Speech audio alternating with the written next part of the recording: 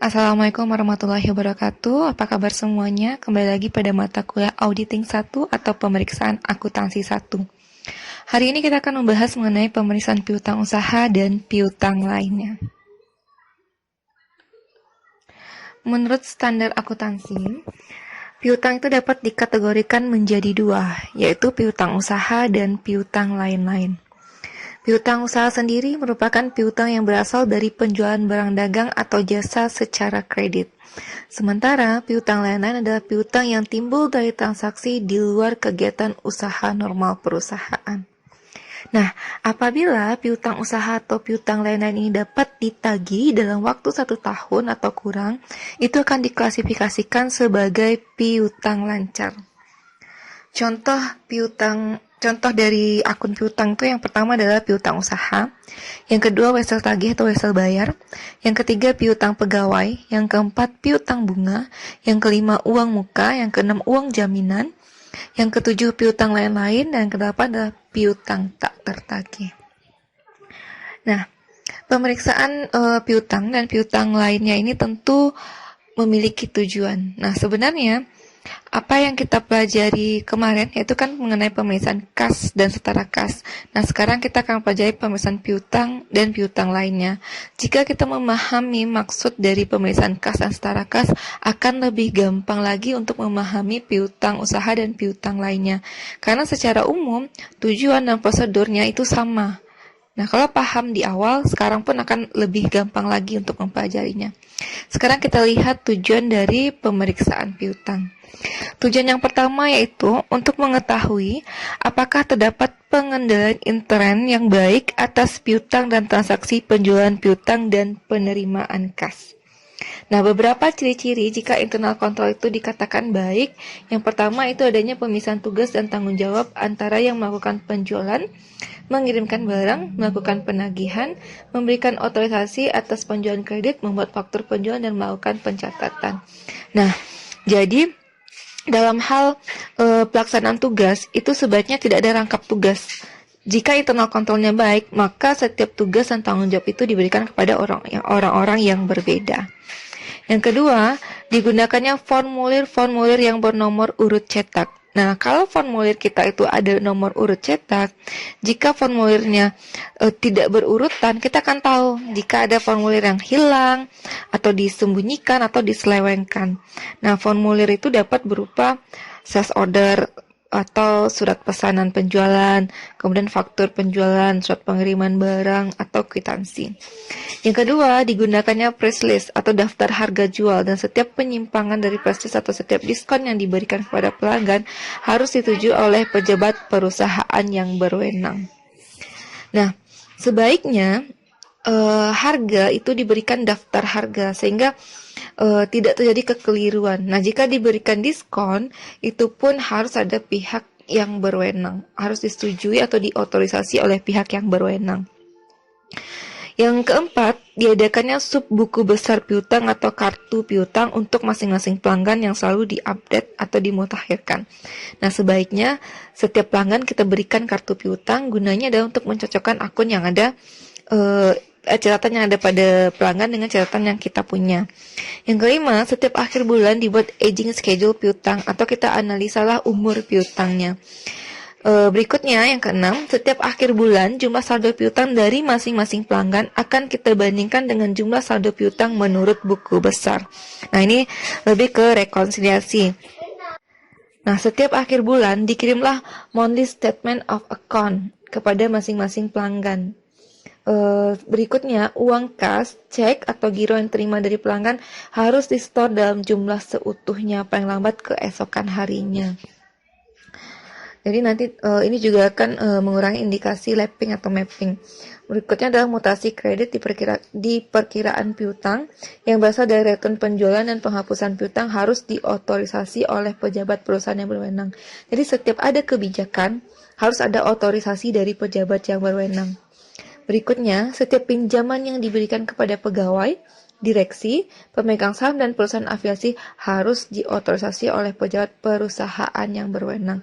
Intinya, segala sesuatu hal, kebijakan yang kita ambil, itu harus ada otorisasi dari pejabat yang berwenang. Nah, itulah yang menggambarkan jika internal control itu dapat berjalan dengan baik. Tujuan yang kedua untuk memeriksa validity dan authenticity piutang. Nah, maksudnya di sini kita harus tujuannya adalah untuk mencek validity, apakah piutang itu sah, masih berlaku dalam artian diakui oleh yang mempunyai hutang. Kemudian authenticity maksudnya adalah piutang itu didukung oleh bukti-bukti yang otentik seperti sales order, delivery order, yang ditandatangani oleh pelanggan sebagai bukti bahwa pelanggan telah menerima barang yang dipesan dan faktur penjualan. Saya ulangi, tujuan yang kedua adalah untuk memeriksa validity atau keabsahan dan authenticity atau keotentikan piutang. Validity di sini menunjukkan bahwa piutang itu sah, masih berlaku dalam artian diakui oleh yang mempunyai hutang. Kemudian keotentikan itu berarti bahwa piutang itu didukung dengan bukti-bukti yang memadai seperti sales order, delivery order, yang ditandatangani oleh pihak yang berwenang sebagai bukti bahwa pelanggan telah menerima barang tersebut. Kemudian yang ketiga, tujuannya adalah untuk memeriksa collectibility atau kemungkinan tertagihnya piutang dan cukup tidaknya perkiraan allowance for bad debt. Maksudnya collectibility di sini adalah kemungkinan tertagihnya piutang. Jadi tujuan pemeriksaan piutang adalah untuk memeriksa kemungkinan tertagihnya piutang. Selain itu, piutang yang kita rasakan tidak bisa tertagih, maka harus kita hapuskan. Nah, cara untuk menghapuskan piutang tersebut, jika sebelumnya sudah pernah kita buat penyisian piutang, berarti kita akan mendebit perkiraan penyisian piutang dan mengkreditkan perkiraan piutang. Nah, jika belum pernah kita bentuk, maka jurnal adalah kita debitkan biaya penyisian piutang, kita kreditkan perkiraan piutang. Seorang auditor harus memeriksa cukup tidaknya allowance for bad debt karena jika allowance yang dibuat terlalu besar, maka akibatnya piutang disajikan akan terlalu kecil dan biaya penyisian piutang terlalu besar. Begitu juga sebaliknya, jika allowance yang dibuat terlalu kecil, maka akibatnya piutang disajikan overstate, kemudian biaya penyisian piutang understate dan laba rugi overstate. Nah, sebuah perusahaan atau accounting dalam perusahaan harus hati-hati dalam menentukan kemungkinan tertagihnya piutang. Jangan sampai melakukan perkiraan yang terlalu besar dan jangan sampai juga terlalu kecil. Nah, tujuan pemeriksaan berikutnya adalah untuk memeriksa apakah ada kewajiban bersyarat yang timbul karena pendiskontoan wesel tagih.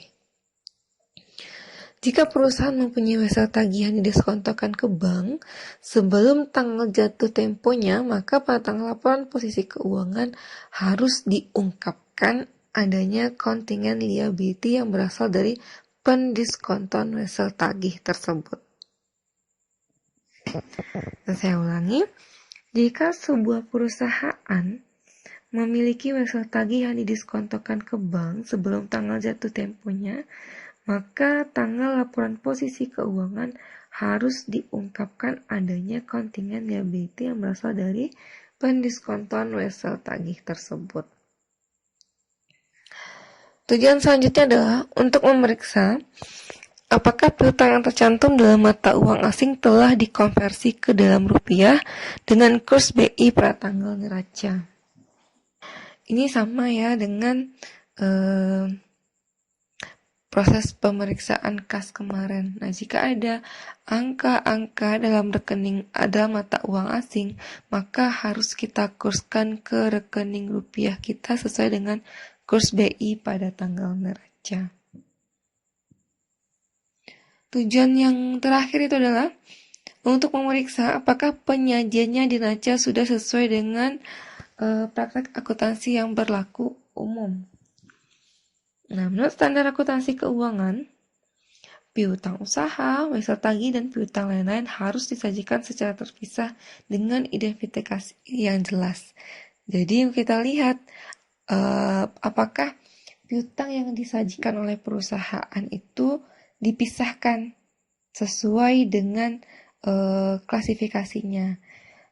Di situ ada piutang usaha, ada wesel tagih, dan piutang lain-lain. Kemudian piutang itu dinyatakan sebesar jumlah kotor tagihan yang kita kurangi dengan jumlah yang tak tertagih. Yang berikutnya, saldo kredit piutang individu Berikutnya, saldo kredit piutang individual jika jumlahnya material harus disajikan dalam kelompok kewajiban. Next, jumlah piutang yang dijaminkan harus diungkapkan dalam catatan atas laporan keuangan. Dan terakhir, kewajiban bersyarat dalam hubungannya dengan penjualan piutang yang disertai perjanjian untuk dibeli kembali kepada suatu lembaga keuangan harus dijelaskan. Saya ulangi, tujuan pemeriksaan piutang yang terakhir adalah untuk memeriksa apakah perjanjiannya di neraca sudah sesuai dengan praktek akuntansi yang berlaku umum. Berarti kita lihat piutang yang disajikan apakah sudah berdasarkan dengan SAK atau SAK Etap atau IFRS. Nah, yang kita lihat adalah bagaimana pos-pos piutang itu disajikan sesuai dengan ketentuan peraturan akuntansi. Selanjutnya kita lihat bagaimana prosedur pemeriksaan. Nah, langkah awal prosedur pemeriksaan, kita harus pahami dan evaluasi internal kontrol atas piutang dan transaksi penjualan dan piutang dan penerimaan kas. Dalam hal auditor memahami internal kontrol perusahaan, jika seorang auditor menyimpulkan bahwa internal kontrol itu berjalan sesuai efektif, maka luasnya pengujian itu dapat dipersempit. Kemudian, jika internal kontrol itu berjalan efektif, berarti kemungkinan terjadinya kesalahan itu kecil, karena internal kontrolnya sudah berjalan dengan baik. Untuk mempelajari internal kontrol yang terdapat di perusahaan, auditor bisa melakukan tanya jawab dengan klien dengan menggunakan internal control questionnaire. Ya, untuk melihat bagaimana internal control suatu perusahaan itu berjalan dengan baik, maka auditor dapat melakukan tanya jawab kepada klien dengan internal control questionnaire. Contoh internal control questionnaire dapat rekan-rekan mahasiswa lihat pada gambar, ya, nih. Nah, hasil dari internal control questionnaire ini akan kita simpulkan ke dalam flowchart. Nah, kira-kira ini adalah contoh flowchart dari hasil internal control questionnaire sebelumnya. Berikutnya, jika disimpulkan bahwa internal control itu baik, sedang, berarti auditor harus melakukan compliance test atau test of record transaction untuk membuktikan apakah internal control itu berjalan efektif atau tidak. Saya ulangi, untuk mempelajari internal control suatu perusahaan digunakanlah alat yang disebut dengan internal control questionnaire. Untuk menentukan apakah internal control itu berjalan dengan efektif, maka kita lakukan compliance test atau test of record transaction. Nah, jika disimpulkan bahwa internal control itu lemah, dapat kita lakukan yang namanya substantive test. Saya ulangi, jika internal control itu baik, digunakanlah yang namanya compliance test atau test of record transaction. Nah, jika internal control yang berjalan lemah, maka kita gunakanlah yang namanya substantive test. Ini sama dengan prosedur pemeriksaan kas dan setara kas. Kita lihat untuk prosedur yang kedua. Prosedur yang kedua, kita akan buat top schedule dan supporting schedule piutang. Untuk menghemat waktu, maka auditor harus meminta rincian-rincian dari piutang usaha, piutang pegawai, wesel tagih, uang muka, piutang bunga, piutang afiliasi, piutang direksi, piutang pemegang saham, dan piutang lain-lain. Rincian-rincian ini berasal dari klien yang dicantumkan tanggal terimanya dan tuliskan prepared by client. Yang paling penting yang harus kita ingat, tugas auditor itu adalah memeriksa kewajaran laporan keuangan, bukan menyiapkan rincian-rincian atau menyusun laporan keuangan. Nah, makanya rincian untuk piutang itu kita minta pada klien, bukan auditor yang membuat rincian piutang. Nah, ini adalah contoh dari top schedule piutang. Nah, yang ketiga, kita minta aging schedule dari piutang dagang. Setelah ada top schedule, berarti baru adanya aging schedule dan supporting schedule. Dapat dilihat seperti contoh yang ada pada gambar. Aging schedule itu adalah umurnya, umur piutang. Nanti rekan-rekan mahasiswa ragu apa itu top schedule dan aging schedule. Next, prosedur pemeriksaannya adalah yang keempat, kita periksa matematikal, akurasi dan cek saldo individual ke buku pembantu piutang, lalu totalnya ke jurnal umum. Seorang auditor harus mencek penjumlahan dan rincian-rincian yang diberikan klien dan saldo masing-masing pelanggan atau saldo pegawai harus dicocokkan dengan saldo menurut subledger piutang usaha. Lalu total dari masing-masing rincian dicocokkan dengan saldo general ledger-nya. Ya, pada prosedur yang keempat, berarti auditor akan melakukan pengecekan jumlah dan rincian-rincian yang diberikan klien melalui subledger piutang dan general ledger-nya. Yang kelima, kita tes cek umur piutang dari beberapa customer ke buku pembantu piutang dan faktur penjualan kas. Untuk pengecekan umur piutang usaha, itu merupakan prosedur audit yang sangat penting, karena ini akan mempengaruhi penilaian cukup atau tidaknya penyisihan piutang usaha tak tertagih. Di sini prinsipnya, semakin tua umur piutang usaha, semakin besar kemungkinan piutang usaha tersebut tak tertagih. Kita lihat prosedur yang keenam. Prosedur yang keenam, kita kirimkan konfirmasi piutang atau surat konfirmasi yang ditandatangani oleh klien yang kita tujukan kepada pelanggan untuk menegaskan mengenai angka-angka yang tertulis pada neraca. Nah, surat konfirmasi ini terdiri dari dua bagian. Yang pertama, bagian atas merupakan surat pengantar, bagian bawah yang akan dikembalikan langsung kepada kantor akuntan publik. Ini contoh dari hasil konfirmasi piutang dan contoh konfirmasi piutang.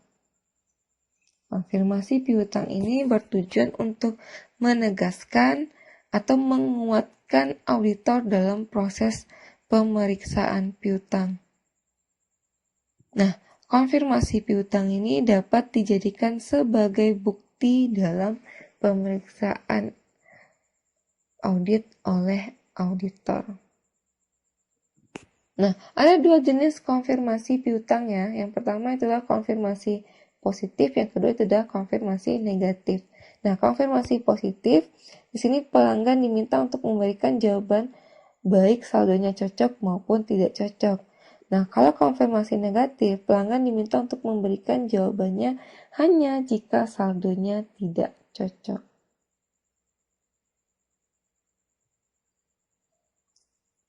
Nah, setelah kita peroleh semua konfirmasi piutang, langkah selanjutnya baru kita buat yang namanya ikhtisar hasil konfirmasi piutang usaha. Kita bikin ringkasan hasil dari konfirmasi piutang usaha. Yang ketujuh, kita periksa subsequent collection dengan memeriksa buku kas dan bukti penerimaan kas untuk periode sesudah tanggal neraca sampai dengan tanggal penyelesaian pemeriksaan di lapangan. Caranya, kita periksa buku penerimaan kas atau bank bulan Januari sampai dengan mendekati penyelesaian pemeriksaan lapangan. Kita catat nomor bukti penerimaan kas dan jumlahnya untuk pelunasan piutang yang berasal dari penjualan kredit di periode yang diaudit. Kemudian kita periksa kelengkapan bukti penerimaan kas atau bank tersebut beserta otorisasinya.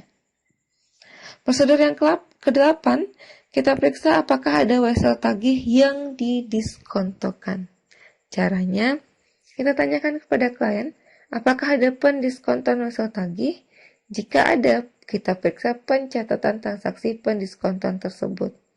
Kita periksa buku besar wesel tagih. Jika ada pengkreditan di perkiraan wesel tagih, kita periksa bukti pendukungnya untuk mengetahui apakah berasal dari pelunasan wesel tagih yang jatuh tempo atau pendiskontan wesel tagih. Lalu kita cek konfirmasi bank apakah ada penjelasan mengenai pendiskontoan wesel tagih. Prosedur yang ke-9, kita periksa dasar penentuan allowance for bad debt. Di sini kita akan tentukan cukup atau tidaknya allowance tersebut. Cukup dalam artian tidak terlalu besar dan tidak terlalu kecil. Seperti yang dijelaskan tadi, jika allowance terlalu besar, berarti laba perusahaan akan terlalu kecil. Nah, jika allowance terlalu kecil, berarti laba perusahaan akan overstate. Nah, dalam prosedur yang ke-9 ini, auditor harus mempelajari apa dasar klien kita dalam menentukan allowance yang digunakan klien tersebut.